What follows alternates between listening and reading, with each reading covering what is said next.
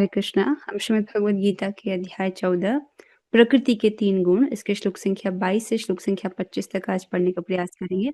इस पर आज हमारा तीसरा दिवस है। श्री भगवान उवाच श्रीभगवानुवाच प्रकाशं च प्रवृत्तिं च मोहमेव च पाण्डव प्रकाशं च प्रवृत्तिं च मोहमेव च पाण्डव। न द्वेष्टि सम्प्रवृत्तानि न निवृत्तानि काङ्क्षति। न द्वेष्टि सम्प्रवृत्तानि न निवृत्तानि काङ्क्षति। उदासीनवदासीनो गुणैर्यो न विचाल्यते। उदासीनवदासीनो गुणैर्यो न विचाल्यते।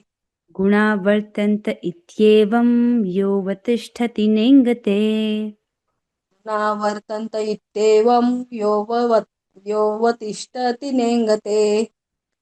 समदुःखसुखस्वस्थः समलोष्टाश्मकाञ्चनः समदुःखसुखस्वस्थ समलोष्टाश्मकाञ्चन। तुल्यप्रिया प्रियो धीरस्तुल्यनिन्दात्मसंस्तुतिः। तुल्यप्रिया प्रियो धीरस्तुल्यनिन्दात्मसंस्कृति। मानापमानयोस्तुल्यस्तुल्यो मित्रारिपक्षयोः। मानापमानयोस्तुल्यस्तुल्यमित्रारिपक्षयोः। सर्वारम्भपरित्यागी गुणातीतः स उच्यते। सर्वारम्भपरित्यागी गुणातीतः स उच्यते। बहुत सुंदर। श्री भगवान उवाच श्रीभगवान् उवाच प्रकाशं च प्रवृत्तिं च मोहमेव च पाण्डव प्रकाशं च प्रवृत्तिं च मोहमेव च पाण्डव। न द्वेष्टि सम्प्रवृत्तानि न निवृत्तानि काङ्क्षति। न द्वेष्टि सम्प्रवृत्तानि न निवृत्तानि काङ्क्षति। उदासीनवदासीनो गुणैर्यो न विचाल्यते। उदासीनवदासीनो गुणैर्यो न विचाल्यते। गुणा वर्तन्त इत्येवं योऽवतिष्ठति नेङ्गते।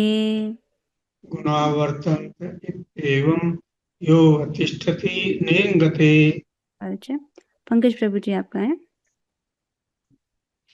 सम दुख सुख स्वस्थः समलोष्टाश्मकाञ्चनः सम दुख सुख स्वस्थ समलोष्टास्मकाञ्चनः तुल्यप्रिया प्रियो धीरस्तुल्यनिन्दात्मसंस्तुतिः। तुल्य प्रिया प्रियो धीरस् तुल्य निंदास्म संस्तुति। मानापमानयोस्तुल्यस्तुल्यो मित्रारिपक्षयोः। मानापमानयोस् तुल्यस् तुल्यो मित्रारिपक्षयो। सर्वारम्भ परित्यागी गुणातीतः स उच्यते। सर्वारंभ परित्यागी गुणातीतः स उच्यते। अच्छा प्रभु जी, आगे चलेंगे। हे पांडुपुत्र, जो प्रकाश आसक्ति तथा मोह के उपस्थित होने पर न तो उनसे घृणा करता है और न लुप्त हो जाने पर उनकी इच्छा करता है, जो भौतिक गुणों की इन समस्त प्रतिक्रियाओं से निश्चल तथा अविचलित रहता है और यह जानकर कि केवल गुण ही क्रियाशील हैं, उदासीन तथा दिव्य बना रहता है। कल इस सब की व्याख्या कर दी जा चुकी है। जो अपने आप में स्थित है और सुख तथा दुख को एक समान मानता है, जो मिट्टी के ढेले पत्थर एवं स्वर्ण के टुकड़े को समान दृष्टि से देखता है, जो अनुकूल तथा प्रतिकूल के प्रति समान बना रहता है, जो धीर है और प्रशंसा तथा बुराई, मान तथा अपमान में समान भाव से रहता है, जो शत्रु तथा मित्र के साथ समान व्यवहार करता है और जिसने सारे भौतिक कार्यों का परित्याग कर दिया है, ऐसे व्यक्ति को प्रकृति के गुणों से अतीत अर्थात गुणातीत कहते हैं। श्लोक पर चलेंगे। श्री भगवान वाचा, श्री भगवान ने कहा, प्रकाशम च प्रवृत्तिम च मोहमेव च पांडव। प्रकाश, प्रवृत्ति और मोह, जो कि सतोगुण, रजोगुण और तमोगुण से उत्पन्न होने वाले हैं, हे पांडव, इनके उत्पन्न होने पर न द्वेष्टि संप्रवृत्तानि न निवृत्तानि कांक्षति, ना तो वो उससे द्वेष करता है ना तो उसके लुप्त होने की इच्छा करता है। अर्थात इस प्रकार के राग और द्वेष से वो प्रभावित नहीं होता है। सतोगुण, रजोगुण और तमोगुणी मौसम हृदय के भीतर चल रहे हैं तो वो इससे ऊपर की अवस्था में स्थित है। ठीक है। उदासीन वदासीनो गुणैर्यो न विचालित, ऊपर की अवस्था समझ लो, जैसे बादलों के नीचे बरसात हो रही है लेकिन हवाई जहाज उससे ऊपर स्थित है तो उसको उस बारिश से कोई फर्क नहीं पड़ता। फिर आगे कहते हैं उदासीन वदासीनो गुणैर्यो न विचाल्यते, उदासीनवत वह आसीन रहता है, उदासीनवत होकर के स्थित रहता है। उदासीनवत हमने कल पढ़ा था उस उदाहरण में कि व्यक्ति अपने बाण बनाने में इतना निमग्न है कि राजा उसकी सेना के प्रति वो उदासीनवत है, तो वो भगवान की सेवा में इतना निमग्न है कि गुणों के कार्य, गुणों के प्रभावों के प्रति वह उदासीनवत है। गुणैर्यो न विचाल्यते, और गुणों की वजह से वह विचलित नहीं होता है। गुणावर्तन्त इत्येवं यो वतिष्ठति नेंगते, वह देख रहा है एक ऑब्जर्वर की भांति कि गुण ही कार्य कर रहे हैं लेकिन वो इससे नेंगते अर्थात उससे वो विचलित नहीं होता है। सम दुख सुख स्वस्थः, सुख और दुख में वह सम रहता है और स्वस्थ है। स्वस्थ है अर्थात अपने स्वरूप में स्थित है, अपने आप को भगवान के दास के रूप में देख रहा है और समझ रहा है कि मेरा एकमात्र कर्तव्य भगवान की सेवा करना है, इसीलिए उसको स्वस्थ कह रहे हैं, अपने स्वरूप में स्थित है और वो भगवान की सेवा में ही निमग्न है। प्रभुपाद जी का उदाहरण हमने पढ़ा था इस संबंध में। सम दुख सुख धीरम, तो सुख और दुख में वह सम है, दोनों में ही वो अपने कर्तव्य में निष्ठ है। समलोष्टाश्म कांचन, वह पृथ्वी मिट्टी के ढेले पत्थर और सोने को समान दृष्टि से देख रहा है, अर्थात जिस वस्तु का उपयोग भगवान के संबंध में है उसको तो ले रहा है, लेकिन जो वस्तु भगवान के संबंध में नहीं है वो मिट्टी के ढेले के समान है, उसकी कोई वो उसके लिए महत्वपूर्ण नहीं है। तुल्य प्रिया प्रियो धीरस तुल्य निंदात्म संस्तुति, जो प्रिय और अप्रिय है उसमें वह सम है। प्रिय को भी भगवान की कृपा के रूप में देख रहा है, अर्थात जीवन में जो उसको प्रिय प्राप्त हो रहा है उसको भी भगवान की कृपा के रूप में देखना, और जो अप्रिय प्राप्त हो रहा है उसको भी भगवान की कृपा के रूप में देखना। देखिए कभी कभी हम जीवन में चाहते हैं कि सब सुखपूर्वक चलता रहे, इस प्रकार की सुखपूर्वक भगवान की हम पर कृपा बनी रहे, अर्थात जो सुख के रूप में आए, लेकिन जो वास्तविक कृपा है जरूरी नहीं है कि वो हमेशा ऐसी ही हो। जीवन में कभी कभी कष्ट भी आते हैं और भगवान जो है उसके माध्यम से हमको कुछ शिक्षा देते हैं, या हमारे हृदय में कुछ वासनाएं हैं उनका उन्मूलन करने के लिए, उनको जड़ से निकालने के लिए भगवान हमको कुछ कष्ट भी देते हैं, तो जो हमारे लिए अच्छा है। तो उसमें जो है जो अप्रिय प्राप्त हो रहा है भक्त उसको भी भगवान की कृपा के रूप में ही देखता है कि मेरे प्रगति के लिए अच्छा है, इसलिए भगवान ने मुझे ये अप्रिय प्रदान किया है। दोनों में ही वो सम है, दोनों को भगवान की कृपा के रूप में ही देखता है। धीरस, धीर है वो। धीर का यहाँ पर क्या अर्थ दिया गया है आचार्यों ने, जो व्यक्ति प्रकृति और आत्मा के भेद को देख रहा है, शरीर और आत्मा के अंतर को वो देख पा रहा है, तभी तो वो शरीर के कार्य हैं उससे अपनी पहचान नहीं कर रहा है, अपने स्वरूप में स्थित है और आत्मा वाले कार्य कर रहा है, भगवान की सेवा में ही लगा हुआ है। तुल्य निंदात्म संस्तुति, अपनी निंदा और स्तुति दोनों में ही वह सम है। ठीक है। मान अपमान योस तुल्यस, और मान और अपमान में भी वह सम है। अब इसका क्या अर्थ है कि जो निंदा और स्तुति वो जो होती है वह शब्दों के माध्यम से होती है। दूसरे लोग आपकी निंदा स्तुति कर रहे हैं तो वो शब्दों के माध्यम से करते हैं। किसी ने आपको कुछ खराब बोल दिया या आपकी तारीफ कर दी तो वो होगी स्तुति। ठीक है। तो ये होती है शब्दों के माध्यम से। और मान अपमान होता है मन और शरीर के द्वारा। मन से किसी को मान करना, उसको मान देना, या शरीर के द्वारा प्रणाम करना, तो इसके द्वारा। तो मान अपमान में भी वह सम है। इसका क्या अर्थ है कि वह अपने कर्तव्यों में निष्ठ रहता है, चाहे सम्मान मिल रहा हो चाहे अपमान मिल रहा हो, निंदा हो रही स्तुति हो रहा हो, जो उसका कर्तव्य है इसको वो करता है, अपने भक्ति के कार्य में वह स्थित रहता है। तुल्यो मित्रारि पक्षयो, और मित्र और शत्रु में वह समभाव से रहता है। अर्थात जो मित्र है, जो उसकी भक्ति में सहायता कर रहा है, वो मित्र है, और शत्रु अर्थात कोई व्यक्ति उसके साथ शत्रुता का व्यवहार कर रहा है तो वो देखता है कि यह भी मेरे प्रारब्ध कर्म ही है जो इस व्यक्ति के माध्यम से मुझे प्राप्त हो रहे हैं, तो इसलिए दोनों में ही वह सम रहता है। सर्वारंभ परित्यागी अर्थात ऐसा कोई कार्य को आरंभ नहीं करता जो कृष्ण भावनामृत के विरुद्ध हो। ऐसे आरंभ का परित्यागी जो है, ऐसा जो व्यक्ति है जिसका भगवान ने इन श्लोकों में वर्णन किया, गुणातीत स उच्यते, उसको गुणातीत कहते हैं, अर्थात वह तीनों गुणों को उसने पार कर लिया है। ठीक है, अब हम प्रभुपाद जी के तात्पर्य की ओर बढ़ेंगे। काफी एग्जाम्पल्स और काफी चर्चा रही इसमें, तो अब आपको तात्पर्य जो है आसानी से समझ आ जाएगा। अनुवाद और तात्पर्य। कृष्ण कृपा मूर्ति श्री श्रीमद AC भक्ति वेदांत स्वामी श्री प्रभुपाद द्वारा। तो प्रभुपाद जी वर्णन करते हैं, अर्जुन ने भगवान कृष्ण से 3 प्रश्न पूछे और उन्होंने क्रमशः एक एक का उत्तर दिया। तो यहाँ पर श्लोक संख्या 22 और श्लोक संख्या 22 से लेकर 25 में पहले 2 प्रश्नों का उत्तर है, और जो तीसरा प्रश्न है उसका उत्तर अगले श्लोक में होगा, 26वें श्लोक में होगा। ठीक है, इन 2 यहाँ पर कौन से 2 प्रश्नों का उत्तर दिया जा रहा है कि जो गुणातीत व्यक्ति है उसके लक्षण क्या है, उसके आंतरिक गुण, व्यक्ति स्वयं कैसे जाने कि उसने तीनों गुणों को लांग लिया, ये तो पहला प्रश्न है। और दूसरा प्रश्न क्या है कि ऐसा जो गुणातीत व्यक्ति है उसका आचरण कैसा होता है, अर्थात दूसरे लोग कैसे समझें कि उसने तीनों गुणों को पार कर लिया है। तो ये 2 प्रश्नों का उत्तर 22 से 25 श्लोक में दिया जा रहा है। और तीसरा प्रश्न क्या था कि किस प्रकार व्यक्ति गुणातीत हो जाए, वो साधन क्या है जिसके द्वारा व्यक्ति इस प्रकार से गुणातीत हो। तो जब हम गुणातीत व्यक्ति के लक्षणों के विषय में सुन रहे हैं तो हृदय में स्पृहा आ रही है ना कि काश ये गुण हम में भी होते, हम भी गुणातीत जाते। ठीक है, लेकिन अभी हम उस स्तर पर नहीं है, लेकिन हृदय में स्पृहा आ रही है, इच्छा आ रही है। तो इसका उत्तर भगवान अगले श्लोक में देंगे कि कैसे व्यक्ति इन तीनों गुणों को पार करता है, कैसे व्यक्ति जो है वह गुणातीत होता है।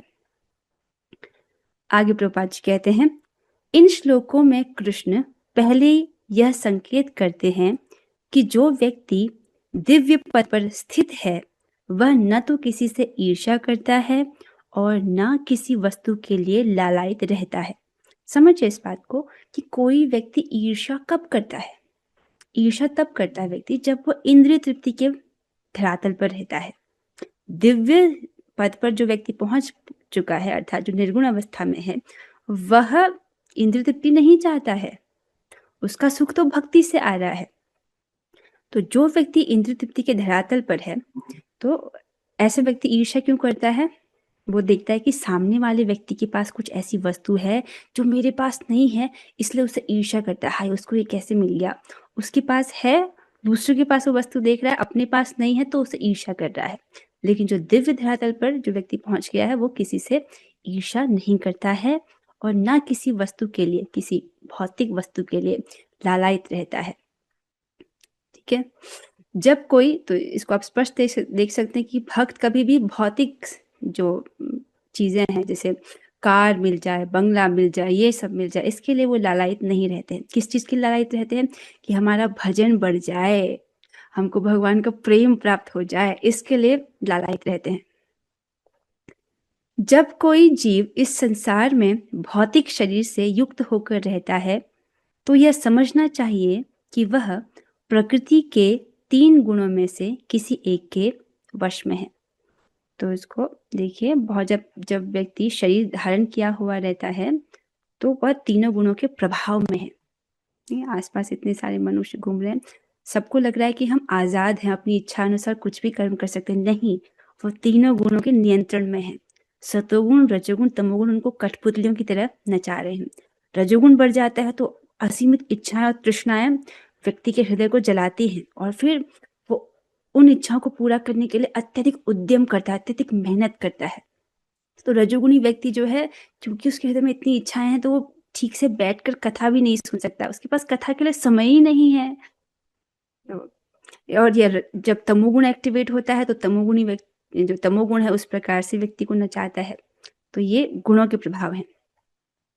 जब वह इस शरीर से बाहर हो जाता है तो वह प्रकृति के गुणों से छूट जाता है, लेकिन जब तक वह शरीर से बाहर नहीं आ जाता तब तक उसे उदासीन रहना चाहिए। तो यहाँ पर प्रभा जी बता रहे हैं कि जो गुणों के प्रभाव हैं, सतोगुण रजोगुण तमोगुण, इसके जो प्रभाव आ रहे हैं, ठीक है, इसको व्यक्ति इनसे उदासीनवत होकर रहे, अर्थात उदासीनवत कैसे होता है? भगवान की भक्ति में निमग्न रह करके, ठीक है। भक्ति में आना आसान है, ठीक है, लेकिन भक्ति में टिके रहना मुश्किल है। तो जो लोग भक्ति को छोड़ देते हैं ये कोई आश्चर्य की बात नहीं है, ठीक है, लेकिन जो लोग टिके रह जाते हैं वो आश्चर्य की बात है। क्यों? क्योंकि अभी तो निर्गुण अवस्था में नहीं पहुंचे हैं। इसका मतलब गुणों के प्रभाव से व्यक्ति स्ट्रगल कर रहा है, गुण जो है उसको पुश कर रहे हैं। सत्वगुण रजोगुण तमोगुण, सत्वगुण तो खैर सहायता करता है, रजोगुण तमोगुण ये उसको पुश करते हैं, लेकिन इन सब के होते हुए भी वह अपनी भक्ति को करते रहता है, उसको नहीं छोड़ता है। आज समझ रहे हैं? तो इसीलिए भक्ति में टिका है, इसका मतलब क्या है कि गुणों से प्रभावित, यद्यपि गुण जो है अपने कार्य कर रहे हैं, वह उसके गुणों के अनुसार कार्य नहीं कर रहा है, अपनी भक्ति में वह स्थित है। तो ऐसे जो भक्ति करता रहता है वो क्रमशः क्रमशः निर्गुण अवस्था को प्राप्त होता जाता है, निर्गुण होता जा रहा है। इस संबंध में भगवान एक और श्लोक कहते हैं, श्रीमद् भगवद गीता के 5वें अध्याय का 23वां श्लोक। भगवान कहते हैं, शक्नोति हैव यः सोढुं प्राक्शरीर विमोक्षणात् काम क्रोधोद्भवं वेगम स युक्तः स सुखी नरः। भगवान बताते हैं सुखी रहने का फॉर्मूला, अगर कोई सुखी रहना चाहता है तो ये कर ले। क्या? यदि इस शरीर को त्यागने से पूर्व कोई मनुष्य इंद्रियों के वेगों को सहन करने तथा इच्छा एवं क्रोध के वेग को रोकने में समर्थ होता है तो वह इस संसार में सुखी रह सकता है। इंद्रियों के वेगों को सहन करना सीखे। जिह्वा कह रही है कि वहां पर बहुत अच्छा खाना बन रहा है रेस्टोरेंट में, या किसी का फंक्शन है, किसी शादी पार्टी में फंक्शन है, बहुत अच्छा भोज रखा गया है, तो जिह्वा कह रही कि मुझे वो खिलाओ, लेकिन व्यक्ति उसको सहन करे नहीं, जिह्वा को सीमित करे केवल प्रसाद तक, इस प्रकार से उसको नियंत्रण में ले गया है। तो इंद्रियों के वेगों को सहन करे। और सभी इंद्रियों में सबसे जो मुश्किल इंद्रिय जिसको नियमित करना बहुत कठिन है वह बताया गया है, वह जीभ है। और जब व्यक्ति जीभ को नियंत्रित कर लेता है तब वो सारी इंद्रियों को नियंत्रित कर लेता है। ऐसा कैसे? ऐसा क्रमशः समय में होता है। आप समझ, ऐसा नहीं कि एक ही दिन में हो जाता है।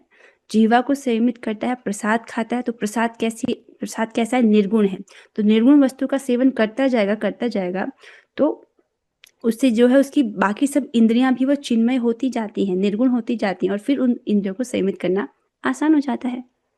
और इच्छा तथा क्रोध के वेग को रोकने में समर्थ है। मतलब हृदय में रजोगुण के कारण इच्छाएं आ रही हैं, लेकिन ऐसा नहीं कि वो भक्ति छोड़ के इच्छाओं को पूरा करने के लिए और भाग रहा है ना, उसको सहन करता है। क्रोध के वेग को रोकने में समर्थ होता है तो वह इस संसार में सुखी रह सकता है। आगे चलेंगे।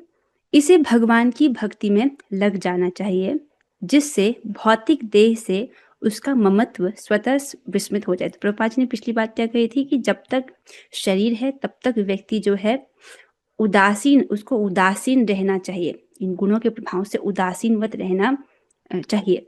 कैसे हो उदासीनवत? उसको प्रभुपाद जी बता रहे हैं कि भगवान की भक्ति में लग जाना चाहिए, और भगवान की भक्ति में लगेगा तो भौतिक शरीर से जो ममत्व है वो अपने आप ही विस्मृत, उसको वो भूलता जाएगा।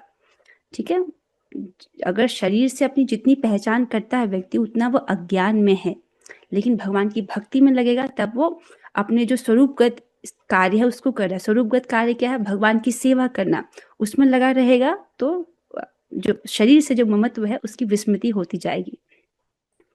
जब मनुष्य भौतिक शरीर के प्रति सचेत रहता है तो वह केवल इंद्रिय तृप्ति के लिए कर्म करता है, लेकिन जब वह अपनी चेतना कृष्ण में स्थानांतरित कर देता है तो इंद्रिय तृप्ति स्वतः रुक जाती है। बहुत सुंदर बात प्रभुपाद जी कह रहे हैं कि जब व्यक्ति भौतिक चेतना में होता है, अपनी पहचान शरीर से कर रहा है, तो वो किस चीज के लिए प्रयास करता है? क्या?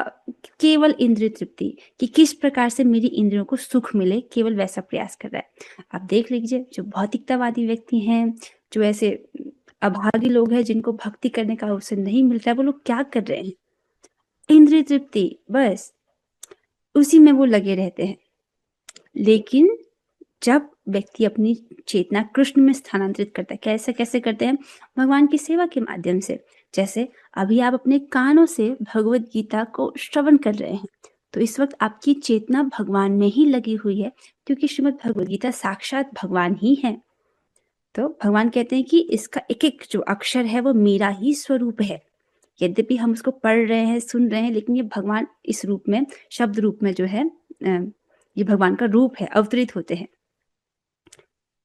तो इस प्रकार से जब वो अपनी चेतना कृष्ण में स्थानांतरित कर देता है तो इंद्रिय तृप्ति स्वतः रुक जाती है। आप समझ रहे हैं इस चीज को? क्योंकि भगवान की सेवा कर रहा है, दो ही तो ऑप्शन है, हर क्षण हमारे पास ये चॉइस है। या तो हम इंद्रिय तृप्ति कर सकते हैं, या तो अपनी इंद्रियों को भगवान की सेवा में लगा सकते हैं। अगर इंद्रियां भगवान की सेवा में लगी हुई हैं तो इंद्रिय तृप्ति नहीं हो रही है, अगर इंद्रिय तृप्ति में लगे हुए हैं तो भगवान की सेवा नहीं हो रही है। ठीक है, तो प्रभुपाद जी बता रहे कि इंद्रियों को भगवान की सेवा में लगाओ। मनुष्य को इस भौतिक शरीर की आवश्यकता नहीं रह जाती है और न उसे इस भौतिक शरीर के आदेशों का पालन करने की आवश्यकता रह जाती है। तो पहली लाइन तो मुझे नहीं समझ आ रही कि प्रभुपाद जी किस आशय से ऐसा कह रहे हैं कि उसको भौतिक शरीर की आवश्यकता नहीं रह जाती। भक्ति करने के लिए हमको शरीर तो चाहिए ही, पर दूसरी बात समझ आ रही कि न उसे इस भौतिक शरीर के आदेशों का पालन करने की आवश्यकता रह जाती है। तो शरीर की जो मांगे हैं, शरीर की जो बहुत सारी इच्छाएं हैं, शरीर के जो आदेश हैं, इंद्रिय तृप्ति के आदेश है, उसका पालन करने की आवश्यकता नहीं है। देखिए, शुरुआत में व्यक्ति क्या गलती करता है? अपनी पहचान अपने मन से करता है। तो मन विभिन्न प्रकार की इच्छाएं करता है कि मुझे मेरी ये इच्छा है, मुझको ये वाली इंद्रिय तृप्ति चाहिए, मुझको ये चाहिए। तो उससे अपनी पहचान करने के कारण उन इच्छाओं को पूरा करने के लिए व्यक्ति बहुत उद्यम करता है, बहुत कष्ट उठाता है। लेकिन धीरे धीरे जब भक्ति करते रहते हैं तब इस प्रकार का जो भक्ति में तो पहले दिन से ट्रेनिंग दी जाती है कि अपनी इंद्रियों को भगवान की सेवा में लगाओ, पर धीरे धीरे अपने मन से जो पहचान है वह ढीली पड़ने लगती है। फिर व्यक्ति केवल भगवान की सेवा के निमित्त जो कार्य है उसको करता है। तो इस प्रकार से जो भौतिक शरीर के आदेशों का पालन करने की आवश्यकता नहीं है। कौन से आदेशों का पालन करता है? फिर वो भगवान के आदेशों का पालन, जो शास्त्र जो आज्ञा दे रहा है उसका पालन करता है। वो शरीर के भौतिक गुण कार्य करेंगे, लेकिन आत्मा ऐसे कार्यों से पृथक रहेगा। वह किस तरह पृथक होता है? वह न तो शरीर का भोग करना चाहता है अर्थात भुक्तिकामी, न उससे बाहर जाना चाहता है अर्थात मुक्तिकामी। इस प्रकार दिव्य पद पर स्थित भक्त स्वयमेव मुक्त हो जाता है।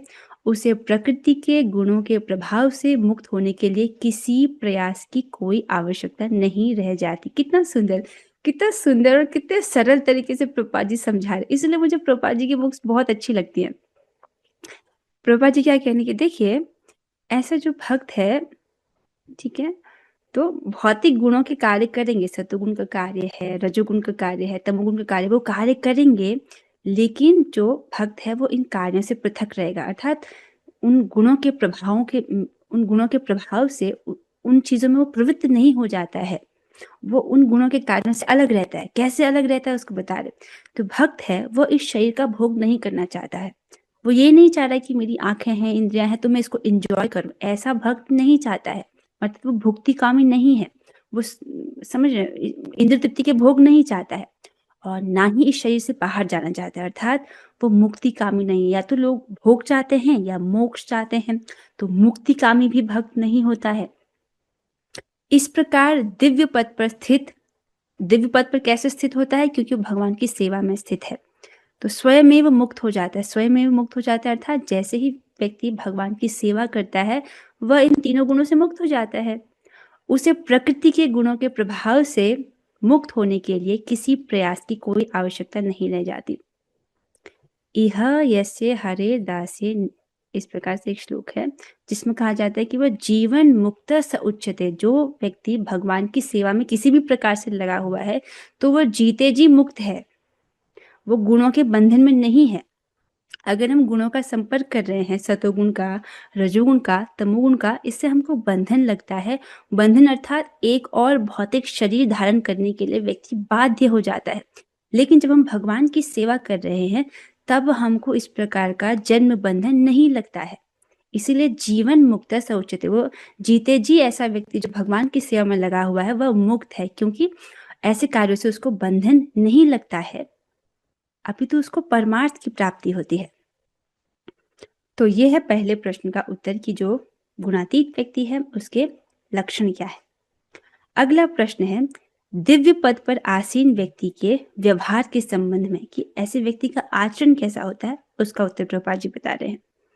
भौतिक पद पर स्थित व्यक्ति शरीर को मिलने वाले तथाकथित मान तथा अपमान से प्रभावित होता है, लेकिन दिव्य पद पर आसीन व्यक्ति कभी ऐसे मिथ्या मान तथा अपमान से प्रभावित नहीं होता। अब यहाँ पर टेस्ट कर लीजिए, अगर मान अपमान से अभी फर्क पड़ रहा है इसका मतलब भौतिक पद पर ही है, अगर नहीं पड़ रहा तो हम आध्यात्मिक पद पर पहुंचे। तो देख लीजिए हम कहाँ पर है, ठीक है। अभी हम गुणातीत नहीं हुए हैं, ओके, तो वो तो भाव स्तर पे व्यक्ति वहां पर पहुंचता है। तो लेकिन हाँ, आगे चलेंगे।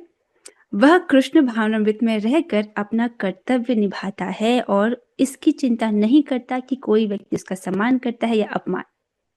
ये हम समझ सकते हैं कि चाहे मान मिल रहा हो चाहे अपमान मिल रहा हो, लोग आपकी तारीफ कर रहे हो या निंदा कर रहे हो, दोनों ही अवस्था में हमको भक्ति करते जानी है। तो भक्ति के जो कर्तव्य है व्यक्ति उसमें फिक्स्ड है, ठीक है। तो भक्ति के कर्तव्य को उसमें वो स्थिर है।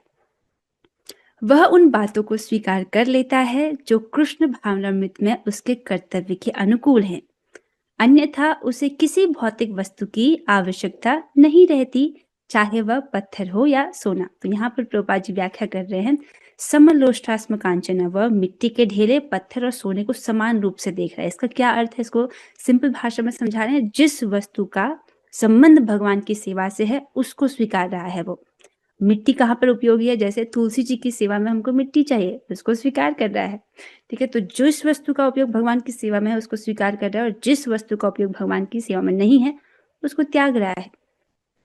तो चाहे वह पत्थर हो या सोना, वह प्रत्येक व्यक्ति को जो कृष्ण भावनामृत के संपादन में उसकी सहायता करता है अपना मित्र मानता है, और वह अपने तथाकथित शत्रु से भी घृणा नहीं करता। तो ये देखिए, मतलब वो यहाँ पर क्या, शत्रु नहीं बोला गया, तथाकथित शत्रु, अर्थात वह उस व्यक्ति को शत्रु नहीं मान रहा है, लेकिन क्योंकि सामने वाला व्यक्ति शत्रुता कर रहा है इसीलिए उसको कहा जाएगा शत्रु, उससे भी वो घृणा नहीं करता है। घृणा क्यों नहीं करता है, समझ रहा है कि मेरे ही प्रारब्ध हैं जो इस व्यक्ति के माध्यम से मुझे प्राप्त हो रहे हैं। वह संभाव वाला होता है और सारी वस्तुओं को समान धरातल से देखता है, क्योंकि वह इसे भली भांति जानता है कि उसे इस संसार से कुछ भी लेना देना नहीं है।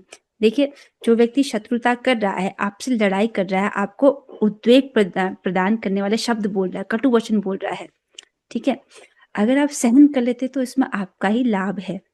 अगर हम सहन कर लेते हैं, कोई व्यक्ति हमारी निंदा कर रहा हो, हम चुपचाप सहन कर लें तो हमारे प्रारब्ध कट जाते हैं। तो जो प्रारब्ध एक व्यक्ति को भोगने ही पड़ते हैं, देखिए जैसे आपने पहली बार नाम बोला ना, आपने बोला हरे या बोला कृष्ण या बोला राम या भगवान का कोई भी नाम लिया, तो एक ही नाम के प्रभाव से जीवात्मा के सारे पाप नष्ट हो जाते हैं, ठीक है। सारे पाप नष्ट हो जाते हैं, अर्थात जो भी पाप उसको भोगने पड़ते हैं, जिसका जो प्रायश्चित जो है 12 साल कितने साल प्रायश्चित करने के बाद भी जो पाप नष्ट नहीं होते, वो एक ही नाम से नष्ट हो जाते हैं। तो अब हमारे सारे पाप जो है वो नष्ट हो चुके हैं, ठीक है। तो जो अप्रारब्ध कर्म में था, जिन पापों के फल को हमको अगले जीवन में भोगना था, वो तो भगवान ने नष्ट कर दिया। अब जो ट्रांजिट में जो पाप थे, कूट और बीज के रूप में, वह भी नष्ट हो गए। जो प्रारब्ध कर्म होते हैं ना, वह रह जाते हैं, अर्थात जो इस शरीर में हमको भोगने हैं वह रह जाते हैं, वो भी क्रमशः जो है नष्ट होते हैं। प्रारब्ध जो है व्यक्ति को भोगना ही पड़ता है, लेकिन नाम महिमा में परम पूज्य श्री रूप गोस्वामी महाराज कहते हैं कि जो व्यक्ति हरि नाम का आश्रय लेता है, निरपराधिक रूप से नाम करता है आदर पूर्वक, तो उसके प्रारब्ध कर्म भी जो है क्रमशः नष्ट होते जाते हैं। तो वो समभाव वाला होता है और सारी वस्तुओं को समान धरातल से देखता है, क्योंकि वह इसे भली भांति जानता है कि इस संसार से कुछ भी लेना देना नहीं है। तो वो व्यक्ति जो है सब चीज के प्रति समभाव से है और हाँ, समझ रहा है कि उसके इस संसार से कुछ लेना देना नहीं है। मतलब एक भक्त अपनी भक्ति में निमग्न है, इस जगत में क्या पॉलिटिक्स चल रहा है, क्या योजनाएं चल रही है, उससे उसको कोई सरोकार नहीं है। उसे सामाजिक तथा राजनीतिक विषय तनिक भी प्रभावित नहीं कर पाते, क्योंकि वह क्षणिक उथल पुथल या उत्पातों की स्थिति से अवगत रहता है। तो अर्थात अपनी भक्ति में निमग्न रहने के कारण जो इस जगत में सामाजिक है, राजनीतिक विषय है, उससे वो प्रभावित नहीं होता है। जैसे हम में से कितने लोग हैं जो न्यूज़ सुनते हैं, भक्त लोग कहाँ इतना पड़ा रहता है कि हम न्यूज़ देखें, इतना समय ही नहीं होता है। इतनी सारी कथाएं सुननी है, जप करना है, इतनी सारी सेवाएं है, ये बहुत, या कौन सा सीरियल चल रहा है, कौन सी मूवी चल रही है, इधर पता ही नहीं है, उधर ध्यान ही नहीं है। तो ऐसी उत्पातों से, ऐसी जो चीजों से उससे प्रभावित नहीं होता है।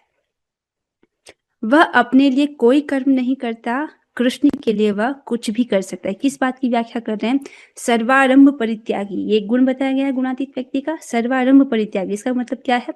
अपने लिए कोई कर्म नहीं कर रहा है। हाँ, इसका मतलब ये कि शरीर निर्वहन के लिए जितना आवश्यक है उतना तो कर रहा है। प्रसाद तो खाना आवश्यक है, स्नान करना आवश्यक है, ये शरीर निर्वहन के लिए जो चीजें हैं वो कर रहा है, लेकिन कृष्ण के लिए वह कुछ भी कर सकता है। अपने लिए कोई कर्म नहीं करता, कृष्ण के लिए वह कुछ भी कर सकता है, लेकिन अपने लिए वह किसी प्रकार का प्रयास नहीं करता है। मतलब शरीर निर्वहन के अलावा ऐसा कुछ इस जगत में और उद्यम करने में, मान सम्मान प्राप्त करने के लिए, प्रसिद्धि प्राप्त करने के लिए वह कुछ नहीं करता है।